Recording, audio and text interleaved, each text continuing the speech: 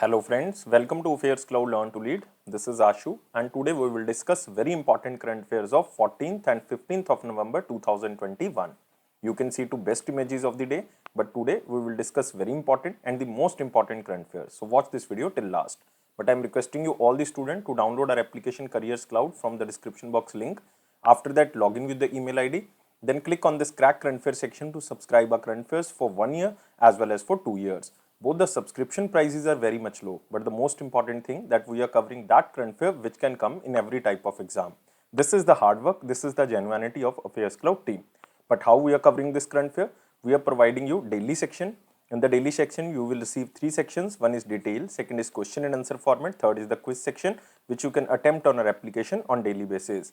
Next is the weekly section. Again, you will receive 3 things. One is detail, second is question and answer format, and third is the quiz section which you can attempt on our application on weekly basis. Most important section is the monthly and we are providing 4 type of PDFs. One is the detailed current affair, second is question and answer format of current affairs, third is best 100 current affair that is also provided in the form of question and answer, and the pocket PDF. It means 2-liner and the 3-liners current affair will be provided to you so that you can revise these current affairs in quick format before your exam. But to enhance your performance further, we are also providing 20 most important topic-wise PDF. It means if you want to cover one topic related all the news just from single PDF, then you can use this topic-wise PDF. If you are a banking student, then we are providing 3 things. One is detail, second is question and answer format, and third is the quiz section. But all these 3 things are only related to banking and economy. And you can attempt this quiz only on our application on monthly basis. If you want to cover all the past current affair of 2021 just from single PDF, then you can use this exam PDF. We are providing detail, budget and economic survey. Also expected question and answer will be provided to you so that you can recall that examiner can make these type of questions from budget and economic survey. If you are appearing for your respective state exam, then we are covering every state and union territories current affair. So all these things comes under only one subscription. You have to just download our application Careers Cloud from the description box link. After that, log in with the email ID. Then click on this Crack Current Affairs section to subscribe our current affairs for 1 year as well as for 2 years. But both the subscription prices are very much low. But if you are a new student, you are just starting your preparation, then I am advising you to subscribe for 2 years. And on both subscriptions, we are providing 10% extra discount if you use this code ASH10. And if you have any query, and you can call us on this number or you can email us on this email ID. So let's start today's current affair, that is 14th and 15th of November 2021. But first of all, you have to like this video, you have to share this video as maximum as possible, and you have to subscribe this channel now. And please join our Telegram group from the description box link. Here is the first question in the most important section. Who is appointed as a new Secretary General of Rajya Sabha? So very important question. Even we are covering the most important section because he is recently appointed as a new secretary of very important house which is also known as Upper House, and this is known as Rajya Sabha. So recently PC Modi, so remember Pramod Chandra Modi, or you can say PC Modi, the former chairman of CBDT, remember CBDT, Centre Board of Direct Taxes, was appointed as a new Secretary General of Upper House of the Rajya Sabha for the time period of 1 year. So earlier this position was PPK Ramacharlu, PPK Ramacharlu. Now this position goes to PC Modi. So 2 or 3 things are very important under this question. One is new Secretary General of Rajya Sabha. This is the keyword for you. It is PC Modi who is appointed as a new Secretary General of Rajya Sabha. Earlier he was the former chairman of Centre Board of Direct and Taxes, and this position earlier lies with PPK Ramacharlu. And you can also remember that currently PPK Ramacharlu was appointed as the advisor of Rajya Sabha Secretariat for 1 year term. But this is not important, so you can skip this. Just remember the name PC Modi. But other appointments here are very important, like you can see here Ritesh Chauhan. He was recently appointed as CEO of Prime Minister Fasal Bima Yojana. Fasal Bima Yojana. Next, Meera Mohanty. She was recently appointed as Joint Secretary in the Prime Minister Office or PMO Office. Next, Arun Kumar Mishra. He was recently appointed as CEO of EESL. And what is the full form of EESL? It is Energy Efficiency Services Limited. Energy Efficiency Services Limited. So all the 4 appointments are very important. Moving to next question, but you can see here PC Modi, who was the former CBDT chairman, now appointed as a new Secretary General of Rajya Sabha. Moving to next question.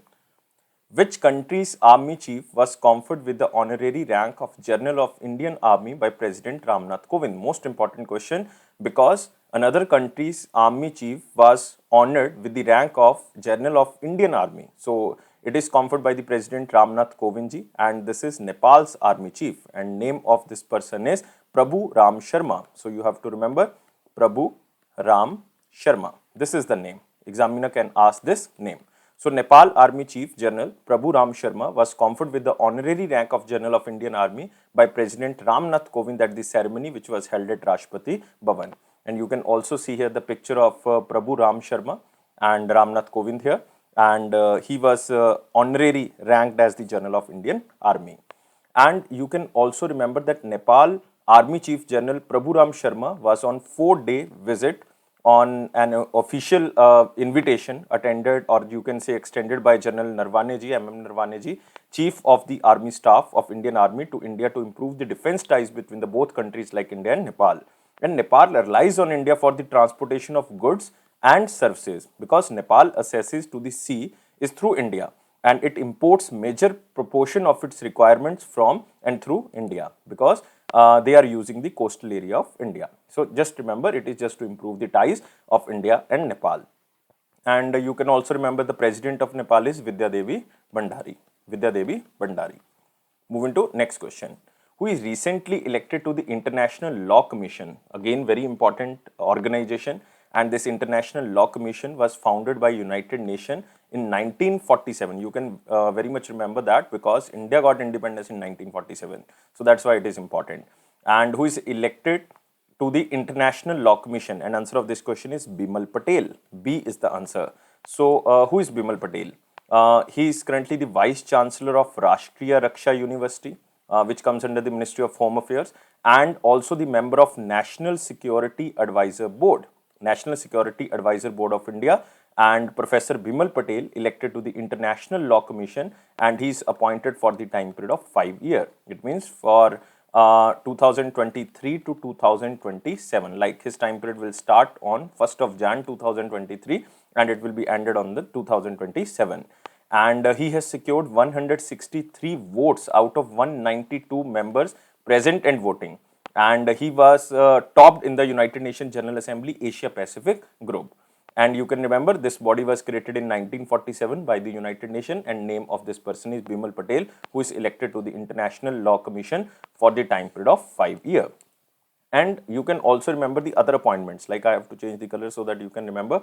B.C. Patnaik, very important appointment, because he was recently appointed as one of the managing director of Life Insurance Corporation.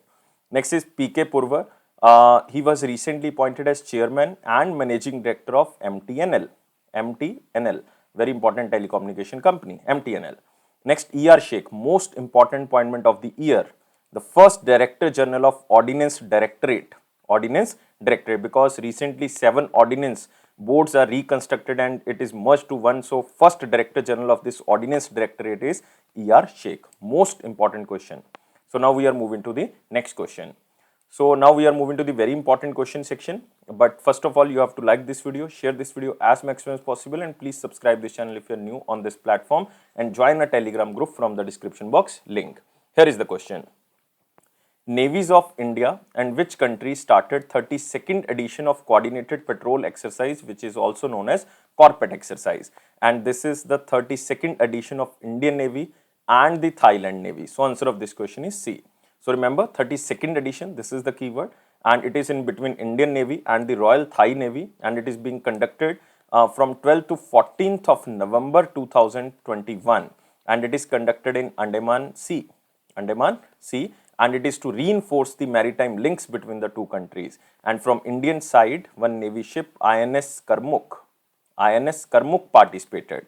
And the navies of both the countries have been undertaking this Corpet or the Coordinated Patrol biannual exercise since 2005. It means this was first time happened in 2005, and it is biannually exercise. Remember, biannual exercise. And Corpet would develop understanding and interoperability between navies and facilitate measures to prevent and reduce unlawful activities such as illegal, unreported, unregulated fishing, drug trafficking, maritime terrorism, armed robbery and piracy. So remember, this is the exercise between India and Thailand. And you can also remember Union Minister of Defense. Union Minister of Defense is Rajnath Singh ji, and constituency is Lucknow, Uttar Pradesh. Moving to next question, you can also see a 32nd edition. Who won Vienna Open 2021? Very important tennis tournament, and this is won by Alexander Zverev. So answer of this question is C. C is the answer.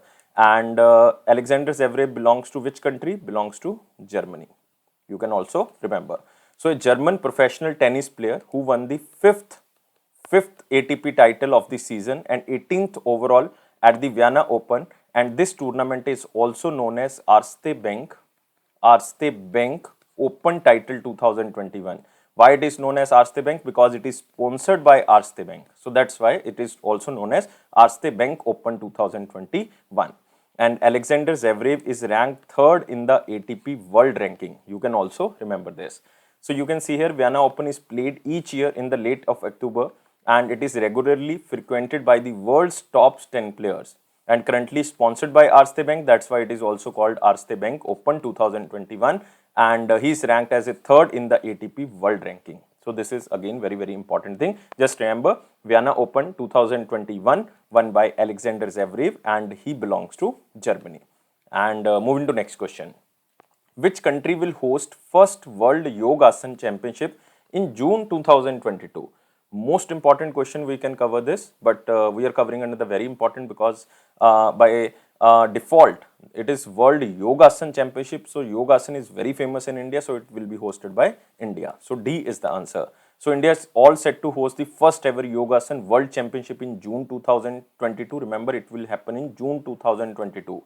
And over 500 competitors are taking part under this Yogasan Championship. So you can also see here India to host first ever World Yogasan Championship in June 2022, and the announcement for the same was made during the India's first, remember this keyword which is highlighted in red, first physical National Yogasan Sports Championship, and it is held in Bhubaneswar, Odisha. Examiner can ask that first physical National Yogasan Sport Championship held in which state or held at which city. So remember, city is Bhubaneswar, state is Odisha. And even under this Yogasan or National Yogasan Sports Championship, 500 competitors are taking part in the National Yogasan Championship.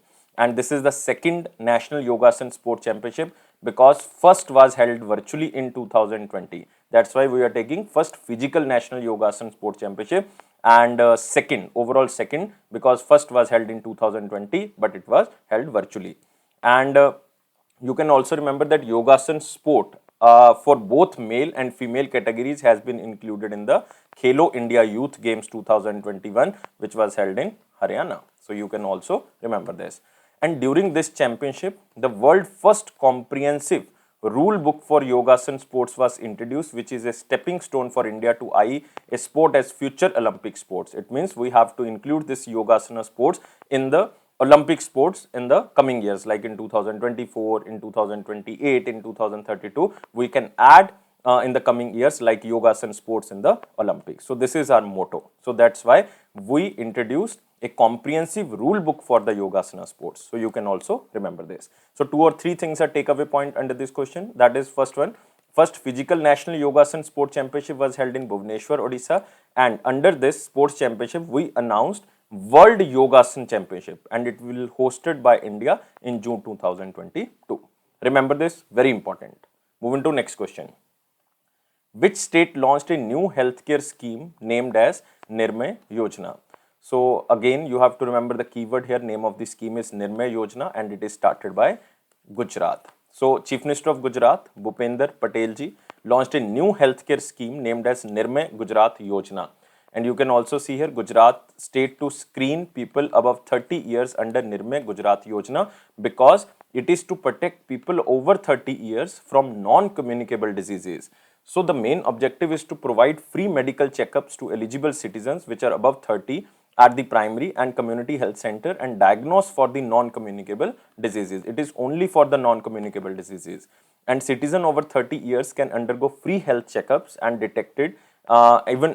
detecting non-communicable diseases like diabetes, anemia, cancer, heart diseases, blood pressure, etc. And free diagnosis will be conducted at primary and community health centers on every Friday. Every Friday, and Friday is declared as Mamta Divas. Mamta Divas, and patients will be issued with Nirmay cards with their health details. and target is to cover 3 crore citizens of the Gujarat. So this is the target of the Gujarat government. Just remember two things. One, it is started by Gujarat. Name of the scheme is Nirmay Gujarat, and it is above 30 years. It is for the people of above 30 years, and it is to prevent the non-communicable diseases like diabetes, like you can say anemia, cancer, heart disease, blood pressure, etc. And even Gujarat cabinet is also launched Atmanirbhar Gram Yatra. Atmanirbhar Gram Yatra. So you can remember that this Atmanirbhar Gram Yatra is a program under which 500 crore worth development works will be conducted in the rural districts of the Gujarat. So this is the Atmanirbhar Gram Yatra. And remember about Gujarat, Bhupendra Patel is currently the new Chief Minister of Gujarat, and the Governor is Acharya Devvratji. And you can also remember very important national park in Gujarat. One is, you can remember Marine National Park. One is Blackbuck National Park. This is again very, very important, Blackbuck National Park. Next, you can also remember Gir National Park here. Very important national parks are there. Move to next question. Which bank integrated with eNAM? First of all, you have to remember what is eNAM. It is National Agriculture Market, or you can say Center Government National Agriculture Market, to enable digital collections and settlement. It means this bank will collect and settle all the payments, all the funds related to eNAM, and this bank is HDFC. So answer of this question is B. So HDFC Bank integrated with Center Government National Agriculture Market platform to enable digital collections and settlement of funds to various agriculture transactions carried out through eNAM, even it is by farmer, traders, farmer producer organization or FPOs. And the bank provide detail of around 50% of branches in the semi-urban and the rural areas to support trading activities of farmers and traders on the eNAM platform. So it will definitely develop the rural areas. And the integration help farmers, traders, farmer producer organization, commission agents even, institutional buyers and other mandi level services provider for easy settlement mechanism, because all the funds will be regulated by HDFC, and almost every area is covered by HDFC Bank. Because you can also remember in 2001, HDFC Bank became the first agency bank to digitize tax collection for the Center Board of Direct Taxes, or you can say CBDT. You can also remember this, but it is old news, like it was happened in 2001. And remember about HDFC Bank, it was started in 1994, headquarters is in Mumbai, its MD and CEO is Shashidhar Jagdishan, tagline is "We understand your world." We understand your world. So you can see here HDFC Bank integrated with government eNAM platform to settle and you can say to perform the financial transactions. Next, Ministry of Tourism signed MOU with whom to strengthen the hospitality and tourism industry, and this platform is IRCTC. It means I am talking about Ministry of Tourism, who signed a memorandum of understanding with Indian Railway Catering and Tourism Corporation to strengthen the hospitality and tourism industry. So you can see here Ministry of Tourism signed Indian Railway Catering and Tourism Corporation to strengthen the hospitality and tourism industry in the country, and an extensive coverage on accommodation units will be provided under Sathi platform for safe and sustainable tourism. What is the meaning of this Sathi platform? Sathi is system for assessment, awareness and training for the hospitality industry. So just remember. So the main objective is to provide visibility to accommodation units self-certified under Sathi platform on the online travel aggregator platform, or you can say OTA platform. And both organization will encourage accommodation units to get registered to the National Integrated Database of the Hospitality Industry, which is known as Nidhi portal, and second is the Sathi portal. So they are focusing to motivate maximum to maximum accommodation providers so that they can register under Nidhi and the Sathi platform. Because Ministry of Tourism has already signed similar MOUs with so many companies, like you can say Ease My Trip, Clear Trip, Yatra.com, Make My Trip, Go Ibibo. So these are the platforms under which Ministry of Tourism want to strengthen the hospitality and the tourism industry by tying up with so many companies. Now they are tying up with the Indian Railway Catering and Tourism Corporation, which is IRCTC. And remember, the chairman of IRCTC is Rajni Hasija. Rajni Hasija. This is the name. And you can also remember Ministry of Tourism. It comes under Union Ministry is G. Kishan Reddy. G. Kishan Reddy. And its constituency is Sikandrabad. Sikandrabad is in Telangana. Moving to next question. NTPC or National Thermal Power Corporation signed MOU with which company to collaborate in the field of renewable energy, because India has so many targets about the renewable energy, like we have to achieve 450 gigawatt by the year of 2030 and 175 gigawatt by the year of 2022. It means in the next year. So National Thermal Corporation of India signed a memorandum of understanding with IOCL or Indian Oil Corporation Limited to collaborate in the field of renewable energy and mutually explore opportunities and supply of low carbon renewable energy round the clock captive power. So just remember, it is IOCL. So you can see here NTPC ties up with the Indian Oil to collaborate in renewable energy. And this is a first of its kind novel initiative by two leading national energy majors of India to support the country's commitment to achieving renewable energy targets and reduce greenhouse gas emission. And NTPC is taking various steps to make non-fossil fuel based capacity at per or greater than its thermal portfolio by the year of 2032. So NTPC also focusing on the renewable energy, and IOCL is also focusing on the renewable energy initiative. So it is first of its kind novel initiative by the two leading national energy majors of India. So remember just the question as same as in slide. Moving to next question. Who launched the International Methane Emission Observatory? Especially this question is for state PSC exam. State PSC exam, remember, International Methane Emission Observatory IMEO at the G20 Summit of 2021. So this is launched by two organizations. One is United Nations Environment Program, second is European Union. So answer of this question is both A and C. So you can also see here IMEO is a data-driven, action-focused initiative to catalyze dramatic reduction of methane emission in the environment, starting with the energy sector. And UNEP, with the support of European Union, launched this initiative, which is known as IMEO or International Methane Emission Observatory. And IMO is hosted by United Nations Environment Program, whose headquarters is in Nairobi, Kenya. And it is budgeted at Euro 100 million over 5 years, and maximum fund will be provided by European Union. And it's aimed to slash methane emission by 30% by the year of 2030. Just remember this target, because this is the major target which is set by both organizations. So remember this. And remember, European Union headquarters is in Brussels, Belgium. Moving to next question. Which institute has signed a MOU with the Indian Oil Limited or OIL to boost technology in the energy sector? Again, we are talking about energy sector, and this institute experts will provide expertise to the Oil India Limited so that they can boost technology in the energy sector. And this institute is IIT Guwahati. So answer of this question is D. So Indian Institute of Technology Guwahati in Assam has signed a memorandum of understanding with the Oil India Limited to collaborate on the development and introduction of new technology in the energy and related sector. And this partnership will focus on the cooperation in the transfer of existing technology, knowledge upgradation and innovation partnership, training and skill development, and other areas of the mutual agreement.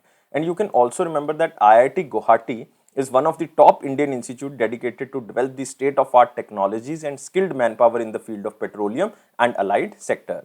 In simple word, you can say that IIT Guwahati will provide expertise to the Oil India Limited so that they can boost technology in the energy sector. Again, very simple question. Just remember the question as same as in slide. You can see here IIT Guwahati and Oil India Limited collaborated to develop technology on energy and allied sectors. So it is a joint research initiative or activity should be aimed to reach the common people of India and save the pathway for the upliftment of the society. And the collaboration will benefit the oil and gas industry, since this will lead to the development of indigenous technology, and research and development will be done through IIT Guwahati. Next question is, Union Law and Justice Minister Kiran Rijiju launched Citizen Tele Law mobile application.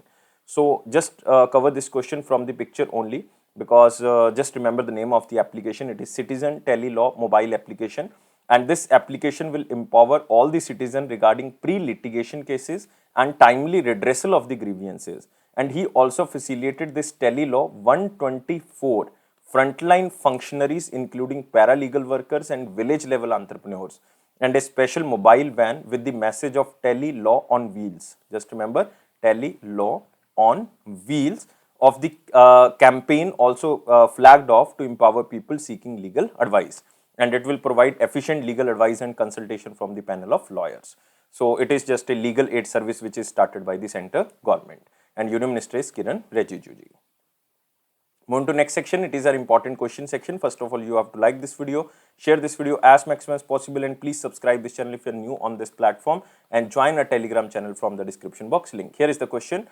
Which company bagged 120 million, it means approximately 900 crore rupees order for the power transmission project in Bangladesh?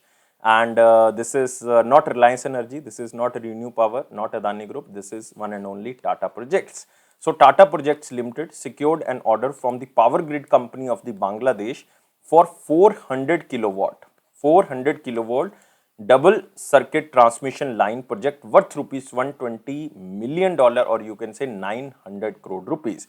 And it is a 120 kilometer project from in Bangladesh to be executed in 30 months.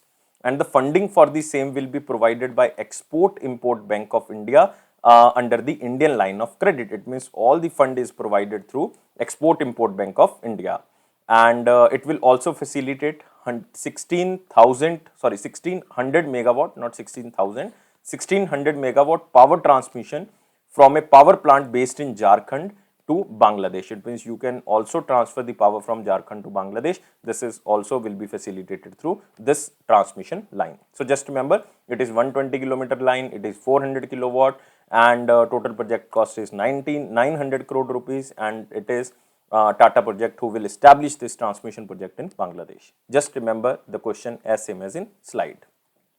You can also see here the picture. So Tata Project bags 120 million order for the power transmission. Now we are moving to the one-liner important points. Here is the first. Ministry of Culture launches Azadi Ka Amrit Mahotsav mobile application. It means we are celebrating the 75 year of independence. So they launched a mobile application, and this is launched by Ministry of Culture, and this is launched by Minister of State Meenakshi Lekhi, who is currently the Minister of State under the Ministry of Culture as well as Ministry of External Affairs. And it is a single point access to all the information, all activities and events related to the 75th anniversary celebration of Indian independence. Next, USS Eric Kennard to get 2012 high jump gold medal after Russian doping allegation. So it is 2012 London Olympics we are talking about. So very old news, but why it is important? Because Eric Kennard got this gold medal from the 2012 London Olympics after the International Olympic Committee reallocated the result of 5 events including men's and women's high jump due to Russia's state-sponsored doping event. So Eric Kennard with a jump of 2.33 meter received the bronze medal in 2012 London Olympics, and behind one player which is known as Ivan from Russia with a height of 2.38 meter. So now due to doping, this player is banned and this player won the gold medal. So remember about International Olympic Committee, IOC, its president is Thomas Bach and its headquarters is in Lausanne, Switzerland. Next, Defense Secretary launches a book titled as Force in Statecraft at NDC or National Defense College in New Delhi. So who is the Defense Secretary? Defense Secretary is Ajay Kumar, Dr. Ajay Kumar. And the book contains essays on the counter-insurgency operations, conflict in the northeast, air power, nuclear posture, etc. And the book gives a wider national security disclosure which would generate better ideas to morph into better policies, strategies, doctrines, and how they can best be employed in the current and the future scenarios. Not important, just read this line. World Kindness Day 2021 observed on 13th of November. So it is to highlight the act of kindness in the community, just to show the humanity. And the day aims to promote the importance of being kind to each other, yourself, and to the world. And the purpose of this day is to reinforce that compassion links us all together and has the power to bridge the gap between the nations. So by kindness, we can you can say eliminate the gap between the two countries. World Quality Day observed on the 11th of November. You can also see here World Quality Day, 11th of November. But every year it is not observed on 11th of November. It is observed on the second Thursday of the November.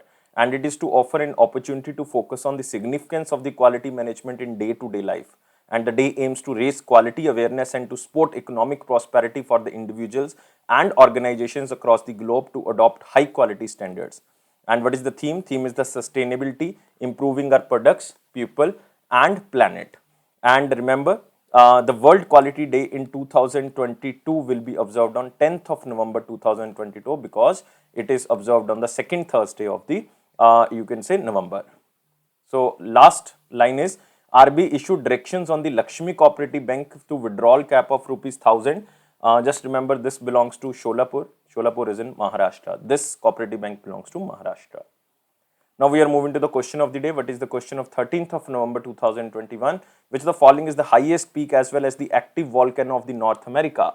So you have to just remember it is Mount Mackenzie. So answer of this question is C. Mount Mackenzie is the answer, and it is situated in you can say British Canada or British Columbia area of Canada. You can see this, and it is Mount Mackenzie. Just remember, highest peak of the North America is Mount Mackenzie. Now we are moving to the question of the day. What is the question? Which of the following does not qualify as a priority sector lending? So we are now covering the banking and economy section, and which of the following does not qualify as a priority sector lending? So give me answer only in the comment box. Very simple question, and I'm waiting your answer. Please like this video, please share this video as maximum as possible, and please subscribe our channel if you're new on this platform, and join our Telegram group and press this bell button so that you can receive the notification on time. And it is a Affairs Cloud promise that it will boost your confidence in the general awareness section, definitely. And don't take life so much serious. Life is fun. Always be happy. Thank you guys. Take care and bye-bye.